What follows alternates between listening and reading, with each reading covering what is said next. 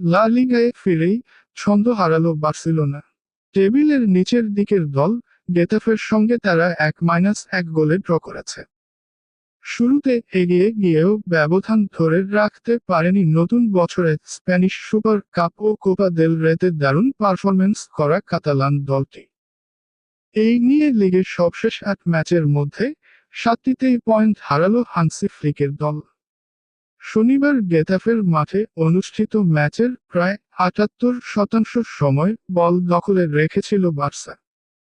গোলমুখে তাদের 21টি শটের মাত্র 5টি ছিল লক্ষ্যে। অন্যদিকে গেতাফের 9 শটের 4টি লক্ষ্যে ছিল। নবম মিনিটে পেদ্রির পাস থেকে বল পেয়ে দ্বিতীয় প্রচেষ্টায় বার্সাকে এগিয়ে দেন ফরাসি ডিফেন্ডার জুল কুন্দে। 34তম মিনিটে মাউরো আরামবাড়ির সৌজন্যে ম্যাচের সমতায় ফেরায় গেতাফে। খেলার বাকি অংশে আর কোনো গোল হয়নি। 41তম মিনিটে লেভানদোভস্কির হেডপোস্ট হেসে বেরিয়ে যাওয়ায় অল্পের জন্য দ্বিতীয় গোল পায়নি বার্সা। 20 ম্যাচে 12 জয় ও 3 ড্রয়ে 39 পয়েন্ট নিয়ে 3-এ আছে বার্সেলোনা। তাদের চেয়ে 1 ম্যাচ কম খেলে 43 পয়েন্ট নিয়ে 2-এ শিরোপাধারী রিয়াল মাদ্রিদ।